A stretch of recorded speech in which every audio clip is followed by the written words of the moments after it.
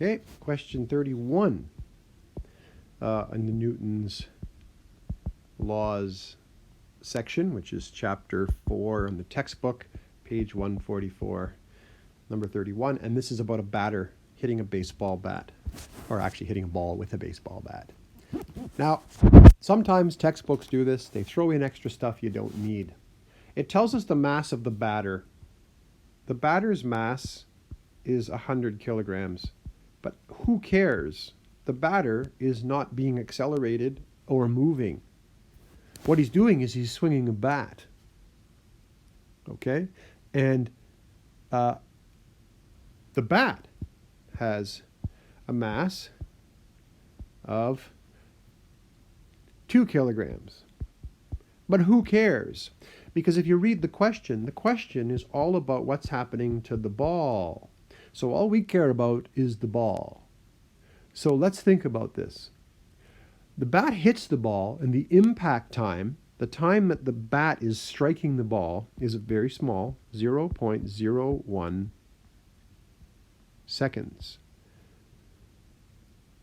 Then the ball takes off like a shot. Now, of course, at the time that the ball hits the bat hits the ball, we have to make an assumption here.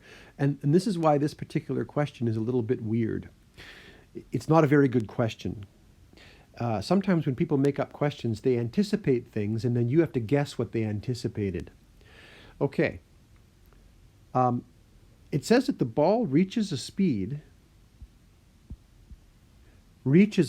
So eventually it gets to the second speed of 60 kilometers an hour.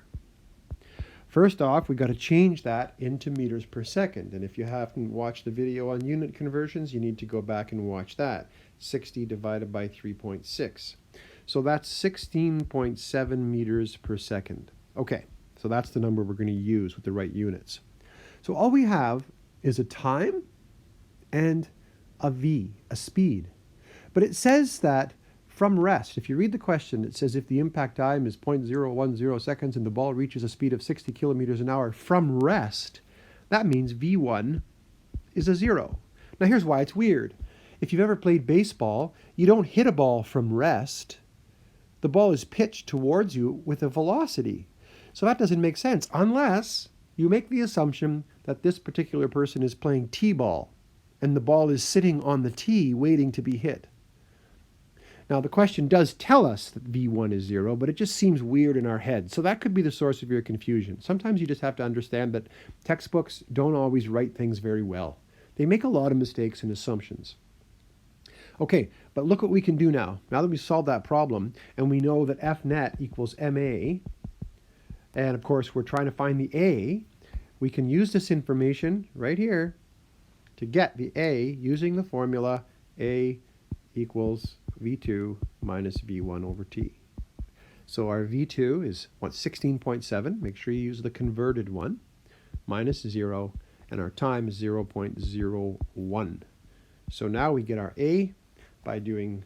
Now, if you're dividing by 0.01, that's an easy thing to do. You're just going to move the decimal place, right? You don't need a calculator for that. You can just move the decimal place. You just have to know which way to move it. If you're dividing by a tiny number, your number should get bigger. So you want to move this to the right, right? So you want to move it 2 places to the right, 2 decimal places. So it would be 1670 meters per second squared. That's a big acceleration, but you know, when a bat hits a ball, it changes its speed very quickly, very fast. So that makes sense. Then F net equals MA. Now remember, it's the ball we care about. So we're going to use the mass of the ball. The ball's mass was given as 140 grams. Got to convert. For mass, it has to be always in kilograms. So we have to use this. You divide by 1,000, right? So we have to use this kilograms. You can't use grams. Standard units. So that's another problem in this question you may have had. 140 kilograms. And you're multiplying that by 1670. And that should give you the net force required. We're only using the mass of the ball because this force is acting only on the ball, right? It's certainly not moving the batter. You could argue that there's an equal and opposite reaction force on the bat, and that's true, but the information in the question doesn't tell us how the bat is moving. All these V's and D's and T's and things that we got, those were all about the ball. So we're using the mass of the ball because we're talking about the net force applied to the ball. Okay, 0.14 times 1670, and we get 233.8-ish newtons as our net force. Another thing your textbook does is it uses sig figs. So it might have rounded that off. In this particular question, it might have rounded that off to 200, believe it or not, because of the significant digits. There's one number that we've used that's... Actually, no, we didn't use that number, did we? We used the 0.001, the 140. So it looks like... well, even so, it could be anywhere from 200 to 250, or to, you know, because they round off a lot in the textbook. So if you get a number like 227, you can tell that you're probably okay because it's the rounding that happens. So I'm not sure what the back of the book says, but if it says 200, don't be surprised.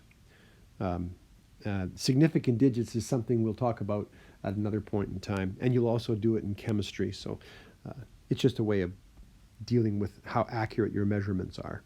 But this is certainly acceptable. And on a test, of course, I would accept a variety of answers that all landed in the same spot. As long as your story up here makes sense, whatever number you get doesn't really matter if it's rounded wrong or not, okay?